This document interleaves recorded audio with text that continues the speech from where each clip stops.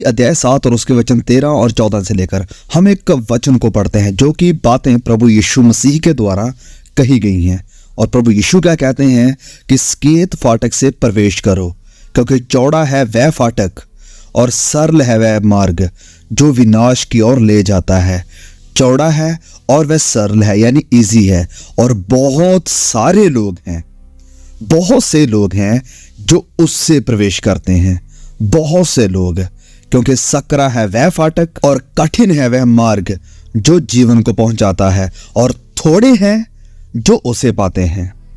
तो इन दोनों आयतों में, इन दोनों वचनों में एक बात बिल्कुल हमें साफ नजर आ रही है जो प्रभु यीशु यहां पर कहना चाह रहे हैं कि बहुत से लोग हैं जो कि चौड़े और सरल मार्ग के ऊपर चल रहे हैं जो विनाश की तरफ जाता है, और थोड़े हैं जो जिंदगी के रास्ते पर हैं, क्योंकि ये रास्ता, ये मार्ग सकरा है और कठिन है। और इन वचनों को पढ़ने के बाद क्या ये सोचना सही नहीं होगा कि बहुत से हमारे भाई बहन जो अपने आप को मसीही कहते हैं, जिन्होंने अपना नाम मसीही कहलाकर रखा हुआ है, जो मसीह परिवार में पैदा हुए हैं, जो चर्च में आते हैं, क्या हम ये नहीं कह सकते हैं कि इनमें से भी बहुत से ऐसे लोग होंगे जो जिंदगी को हासिल नहीं करेंगे? मतलब कि जो लोग विनाश के रास्ते पर हैं। क्यों? क्योंकि वह खुले मार्ग के ऊपर चल रहे हैं। अगर हम उनकी जिंदगी को देखें तो वह खुले मार्ग के ऊपर अपनी जिंदगी गुजार रहे हैं, जो कि बहुत ही आसान लाइफ है। लेकिन प्रभु यीशु ने कहा कि बहुत सारे ऐसे लोग होंगे जो कि विनाश की तरफ जाएंगे। तो मेरे प्रिय भाई, मेरी प्रिय बहन, पॉइंट यहां पर, बात यहां पर यह है कि बहुत से चर्च आने वाले लोग जो चर्च में आते हैं, मसीही कहलाते हैं, जो सोचते हैं कि हम शायद ऊपर जाएंगे, यानी स्वर्ग में जाएंगे, लेकिन एक्चुअलिटी में, सच्चाई में, असल में, वास्तविकता में वह नीचे यानी नरक में जाएंगे। और ये एक बहुत ही भयानक और बहुत ही डरा देने वाली सच्चाई है। और अब भी यहाँ पर इस वीडियो में मैं आपके साथ तीन साइन, 3 निशान शेयर करने वाला हूँ, जिससे हम ये पता कर पाएंगे कि कोई इंसान या आप या कोई आपका करीबी नरक की तरफ या विनाश की तरफ जा रहा है। ओके, तो सबसे पहला साइन है पाप के साथ आपकी गहरी दोस्ती, friendship with the sin.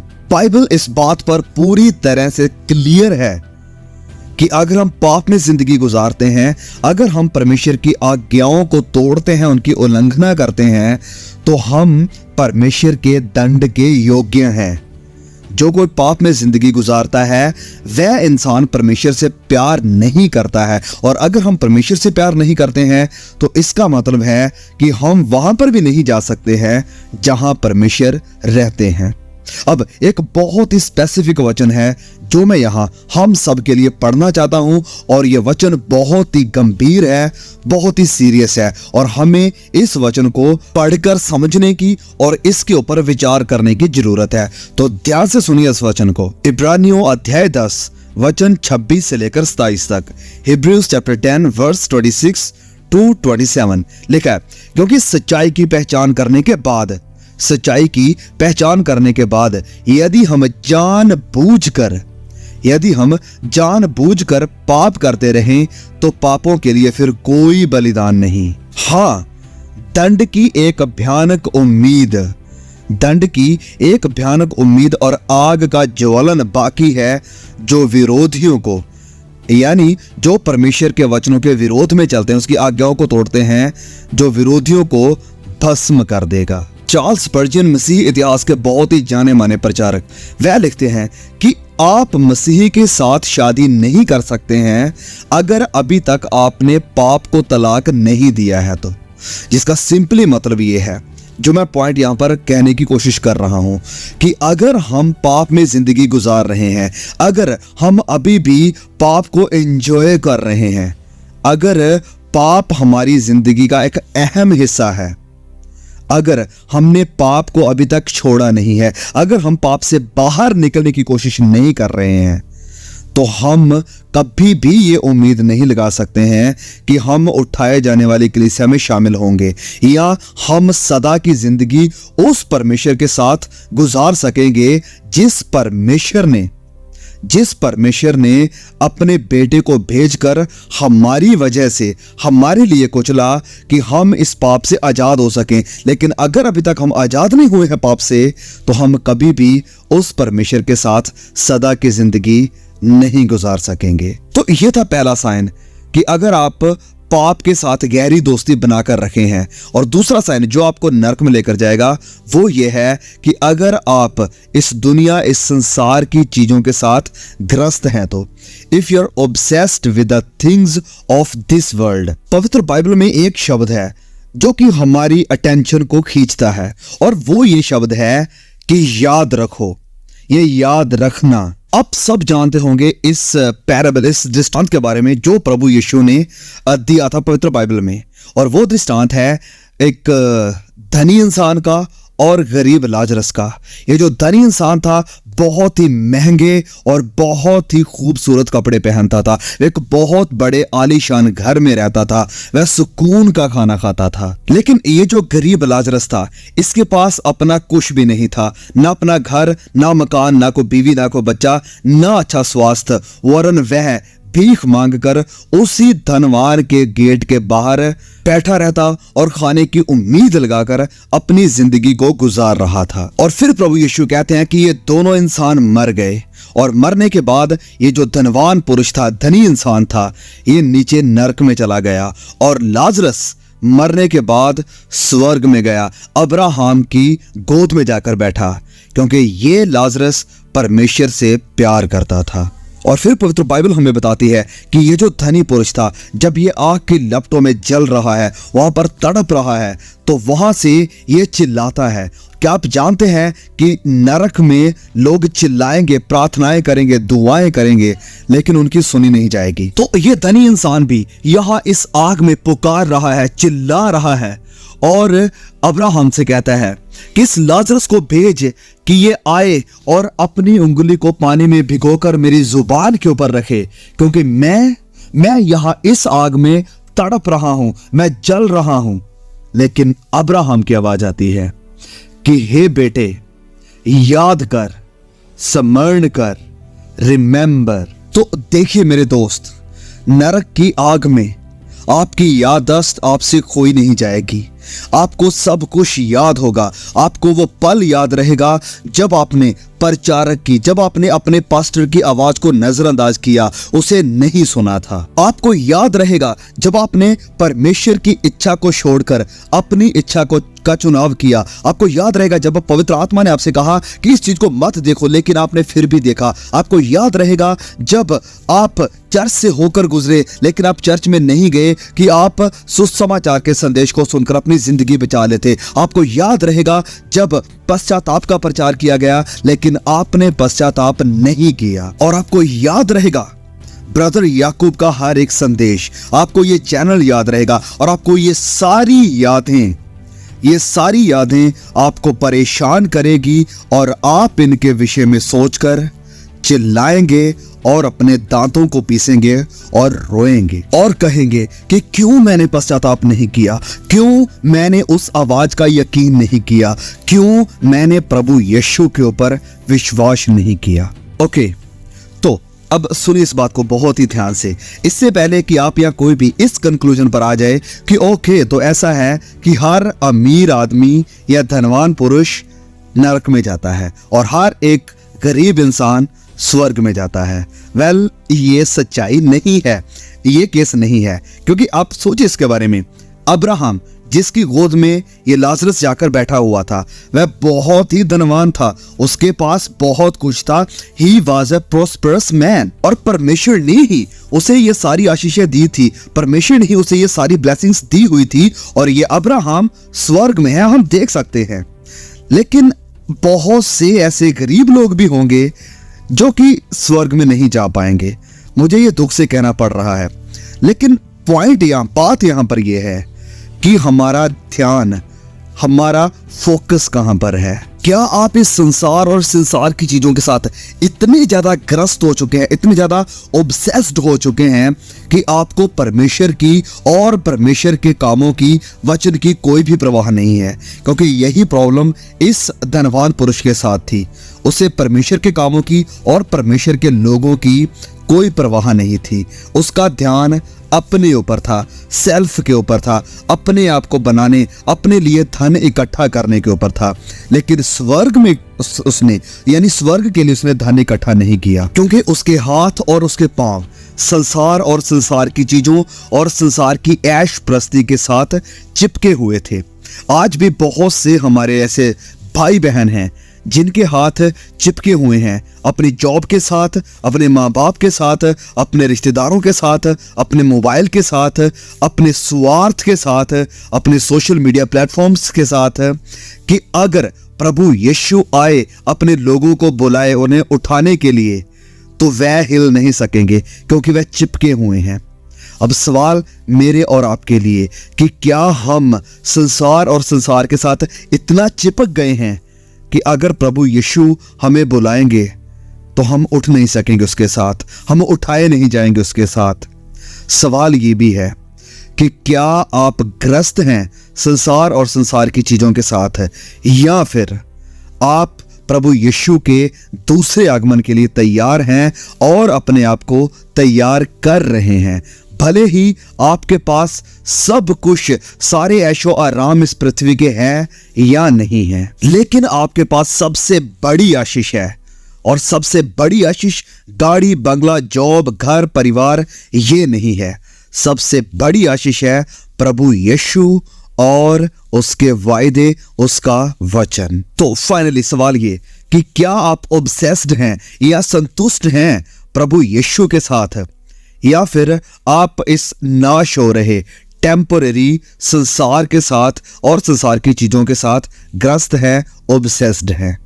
Okay, तो ये था दूसरा साइन। अब तीसरा साइन कि आपको लगता है कि आप एक अच्छे इंसान हैं, that you are a good person. अब मैं नहीं चाहता कि आपके साथ ये हो, लेकिन मान लीजिए कि आज की रात आपकी आखिरी रात है और आप सारी कायनात को बनाने वाले परमेश्वर, जो कि सच्चा न्यायी है, उसके सामने खड़े हो जाते हैं और वह आपसे कहता है कि मैं आपको स्वर्ग में क्यों जाने दूं? तो आपका सवाल, इस सवाल का जवाब क्या होगा?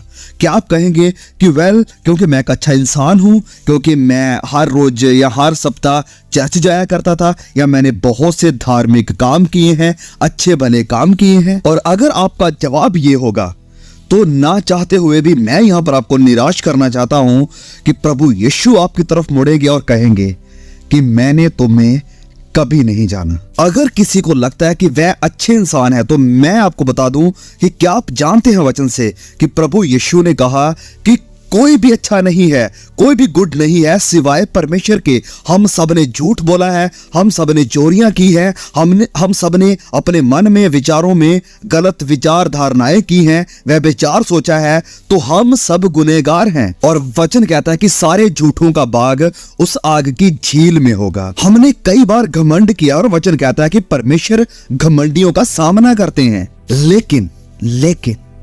लेकिन परमेश्वर की दया, उसकी अनुग्रह की कोई सीमा नहीं है। भले ही हम परमेश्वर की नजरों में उसके सामने अपराधी थे, गुनहगार थे, उसके विरोधी थे, लेकिन फिर भी वह हम जैसे अपराधियों को स्वर्ग में जाने की अनुमति या परमिशन देते हैं। लेकिन उससे पहले वह हमें साफ करते हैं। हम गुनहगारों और अधर्मियों को वह पवित्र और धर्मी बनाते हैं। और परमेश्वर ये सब कैसे करते हैं? क्योंकि सारी कायनात को रचाने वाले, बनाने वाले और इसे संभालने वाले परमेश्वर ने, जिसने सारे लोगों को, सारी दुनिया को अपने हाथों से बनाया, इसे रचाया, वह नहीं चाहता था कि ये सब लोग नाश हो जाएं, नरक में चले जाएं। इसलिए उसने अपने इकलौते और सबसे प्यारे बेटे को, जो कि स्वर्ग का सबसे कीमती हीरा था, उसे पृथ्वी पर हम निकम्मों के लिए, हम गुनहगारों के लिए भेजा, ताकि उसकी कुर्बानी के द्वारा, उसके लहू के द्वारा हम लोग नजात पाएं, ताकि हम लोग परमेश्वर के साथ दोबारा उस टूटे हुए रिश्ते को जोड़ सकें। जो कि आदम की वजह से टूट गया था, और इसे जोड़ने के लिए परमेश्वर ने अपने बेटे यीशु को भेजा, और अब ये रिश्ता प्रभु यीशु की वजह से जुड़ गया है। और परमेश्वर ने ये सब क्यों किया? अपने इकलौते बेटे को क्यों कुचला? क्योंकि उसे आपकी परवाह थी।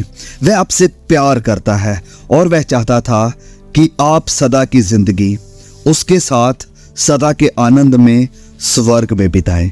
देखिए, प्रभु यीशु ने क्रूस के ऊपर आपकी सारी सजा को, आपके सारे दंड को, आपकी सारी लानत को अपने ऊपर उठा लिया था, ताकि आपको वो सजा ना सहनी पड़े, आपको लानती रहना ना पड़े। बहुत से लोग उसे कहते थे कि देखो परमेश्वर का बेटा, इसने लोगों को बचाया, अब अपने आप को बचा ले। अगर तू खुदा का बेटा है तो नीचे उतरा।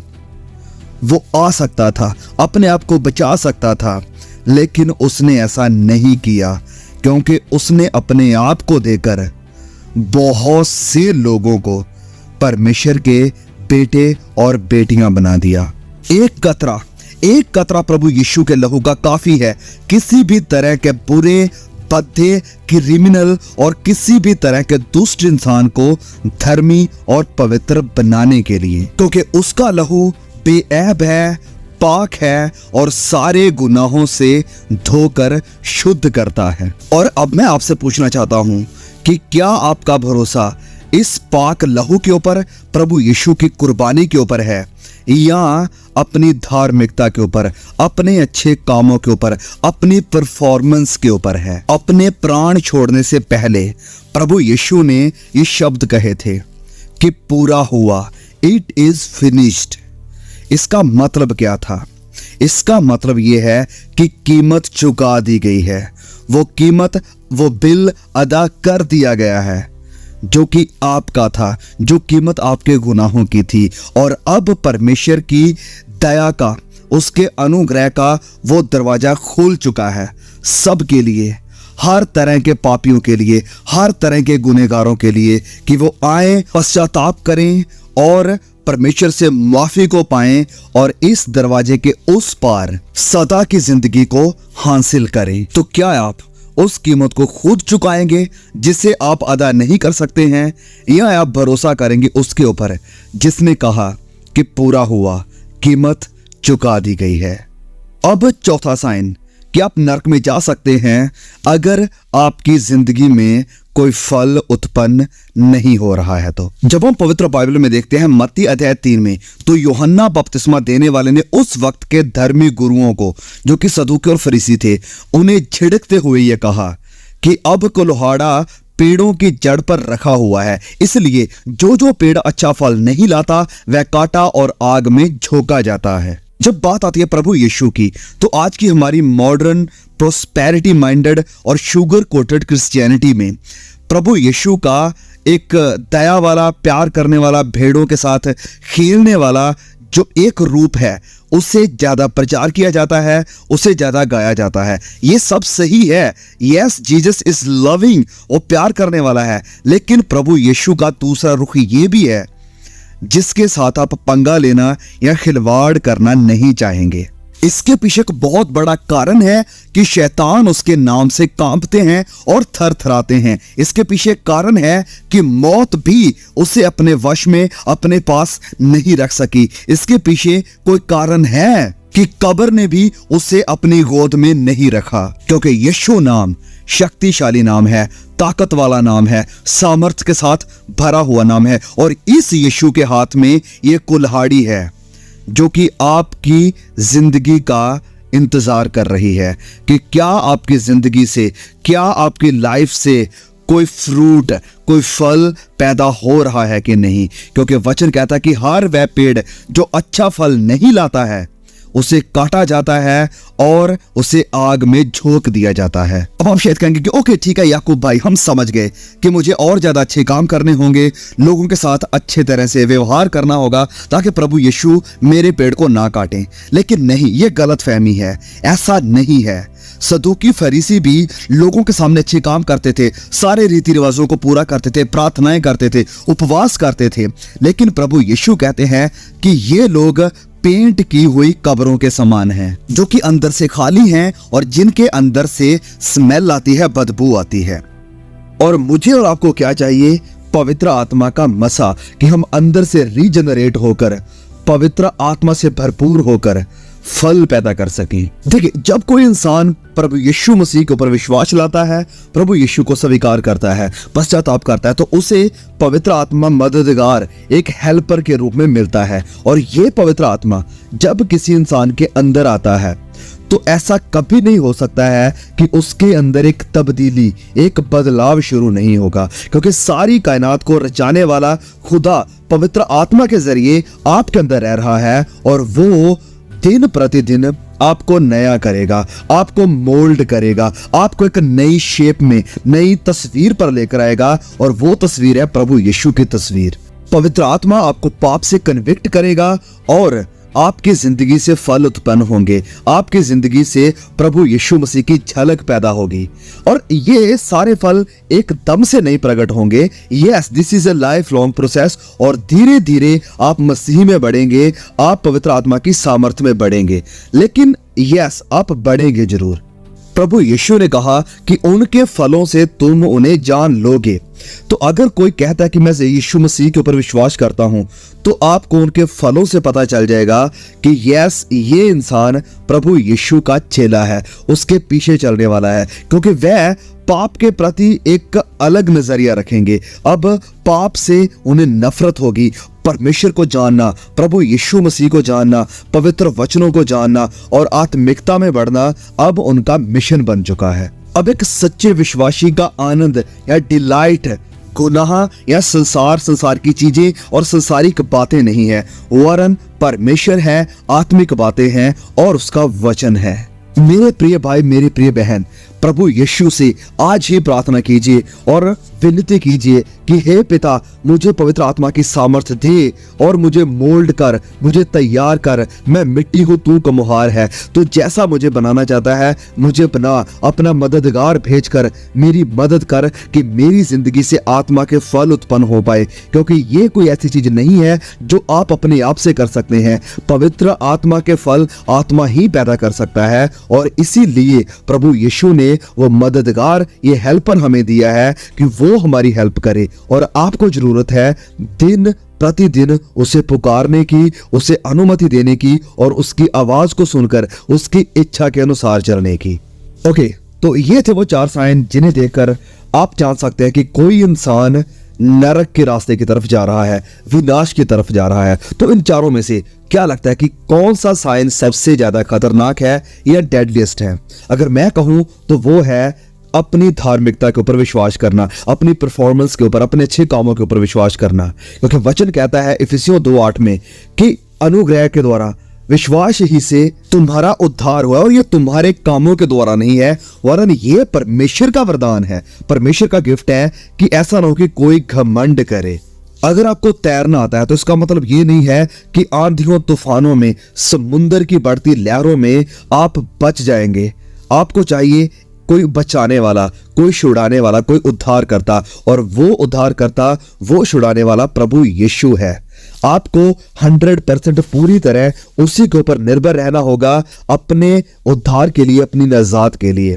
तो क्या आपने अपना विश्वास प्रभु यीशु के ऊपर रखा है या अपनी परफॉर्मेंस के ऊपर?